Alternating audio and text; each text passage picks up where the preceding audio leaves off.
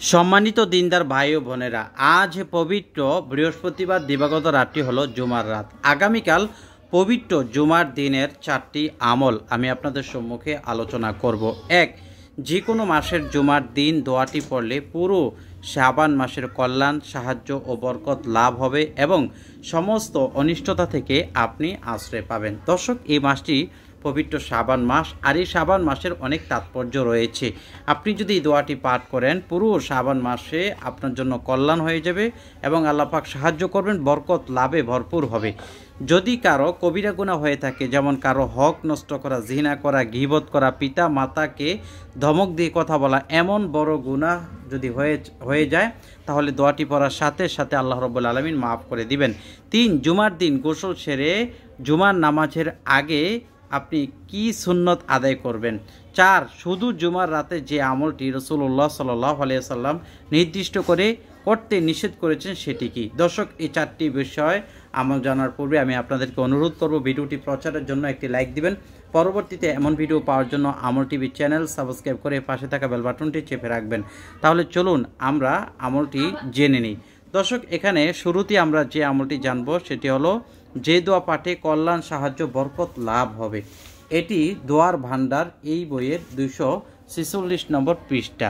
দর্শক, এখানে দেখুন এই দোয়াটির অর্থটি আগে। হে আল্লাহ, আপনি আমাদের এই মাসের কল্যাণ, অর্থাৎ আপনি যে মাসে পাঠ করছেন, যদি আপনি শাবান মাসে পাঠ করেন তাহলে শাবান মাসের কল্যাণ, যদি আপনি রমজান মাস, মহরম মাসে পাঠ করেন তাহলে মহরম মাসের কল্যাণ হবে। সাহায্য, বরকত, সাহায্য, সফলতা ও তার জ্যোতি দান করুন, আর আমি আপনার নিকট এর অনিষ্ট এবং এর পরবর্তী অনিষ্টতা থেকে আশ্রয় কামনা করছি। তো দোয়াটি আপনারা শুদ্ধভাবে আমার সাথে পাঠ করুন। বিসমিল্লাহির রহমানির রহিম। আল্লাহুম্মা রযুকনা খায়রাহু ওয়া নাসরাহু ওয়া বারাকাতুহু ওয়া ফাতহাহু ওয়া নূরাহু ওয়া নাউযু বিকা মিন শাররিহি ওয়া শাররি মা বা'দাহু। তো এতক্ষণ আপনারা শুনলেন, এখন আমি আপনাদেরকে একবার পড়ায় দিব। পরবর্তীতে আমলটি যতবার করবেন ততই ফায়দা হবে। বাকি আমার মুখে মুখে আমার সাথে যদি একবার পাঠ করেন তাহলে আপনাদের আমলটি এই মাসের জন্য অন্ততপক্ষে হয়ে যাবে। তো আমার সাথে বলেন, আল্লাহুম্মা রযুকনা খায়রাহু ওয়া নাসরাহু ওয়া বারাকাতুহু ওয়া ফাতহাহু ওয়া নূরাহু ওয়া নাউযু বিকা মিন শাররিহি ওয়া শাররি মা বা'দাহু। আমি তো অর্থটি বললামই যে এই দোয়া পাঠ করলে আপনার কি কি ফজিলত হবে। দর্শক, তারপরে 2 নম্বর যে আমলটি আপনারা করবেন সেটি হলো, যদি বড় ধরনের কবিরা গুনাহ বা হারাম কাজ হয়ে থাকে তাহলে আপনি এমন একটি দোয়া আছে যে দোয়াটি পাঠ করলে আল্লাহ তাআলা আপনার ওই সকল গুনাহ খাতাগুলো মাফ করে দিবেন। সুবহানাল্লাহ। এখানে দেখুন কি বলা হয়েছে, হাদিস শরীফে এসেছে, যে ব্যক্তি এভাবে আল্লাহ তাআলার দরবারে ক্ষমা প্রার্থনা করবে তার গুনাহ মাফ করে দেওয়া হবে। সুবহানাল্লাহ, সুবহানাল্লাহ। আল্লাহুম্মা মাগফিরাতুকা আওসাউ মিন যুনুবি ওয়া রাহমাতুকা আরজা ইনদি মিন আমালি। এটিও আপনারা আমার সাথে একবার পাঠ করুন। আল্লাহুম্মা মাগফিরাতুকা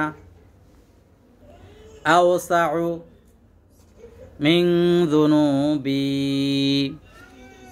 ওয়া রাহমাতুকা আরজা ইনদি মিন আমালি।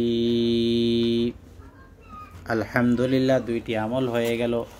এরপরে 3য় নম্বর আমল, যে রাসূলুল্লাহ সাল্লাল্লাহু আলাইহি ওয়াসাল্লামের বিশেষ একটি সুন্নাত, যেই সুন্নতটা নবীজি সাল্লাল্লাহু আলাইহি ওয়াসাল্লাম সর্বদা পাঠ করতেন, সর্বদা করতেন, যে সুন্নতটি সেটি হলো, দেখুন আতর অথবা খুশবু ব্যবহার করা। জুমার দিন সকাল সকাল গোসল সেরে নিয়ে উত্তম পোশাক পরিধান শেষে আতর অথবা খুশবু ব্যবহার করা সুন্নত। রাসূলুল্লাহ সাল্লাল্লাহু আলাইহি সাল্লাম সর্বদা এই ধরনের আমল করতেন। আপনারা সবাই মহিলারা বাসা বাড়িতে যদি থাকেন তাহলে আতর ব্যবহার করতে পারবেন, যদি বাসার বাইরে যান তাহলে ব্যবহার করতে পারবেন না। দর্শক, এই আমলটি নবীজি সাল্লাল্লাহু আলাইহি সাল্লাম প্রতি জুমায় এটা যেভাবে হোক করার চেষ্টা করতেন, কারণ সুগন্ধি এতে ফেরেশতারা অনেক খুশি হয়। 4, শুধু জুমার রাতে যে আমলটি করতে নবীজি নিষেধ করছেন। আমরা অনেকে আছি শুধু জুমার নামাজকে নির্দিষ্ট করে আমলটি করে থাকি, কিন্তু নির্দিষ্ট করে আমলটি করা যাবে না। যেমন দেখুন, হযরত আবু হুরায়রা রাদিয়াল্লাহু আনহু নবী করিম সাল্লাল্লাহু আলাইহি সাল্লাম থেকে বর্ণনা করেছেন, নবী করিম সাল্লাল্লাহু আলাইহি সাল্লাম বলেছেন, তোমরা অন্যান্য রাতসমূহের মধ্যে শুধু জুমার রাতটিকে কিয়ামুল লাইল এর জন্য বিশেষভাবে নির্দিষ্ট করো না।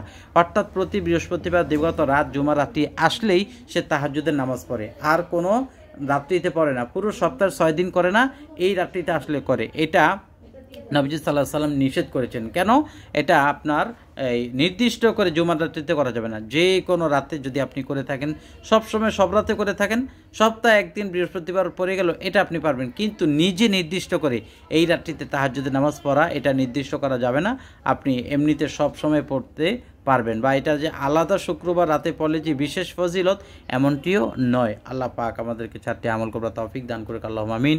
সকলে লাইক দিয়ে শেয়ার করবেন, আমল টিভি চ্যানেল সাবস্ক্রাইব করে পাশে থাকা বেল বাটনটি চেপে রাখবেন। আসসালামু আলাইকুম ওয়া রাহমাতুল্লাহ।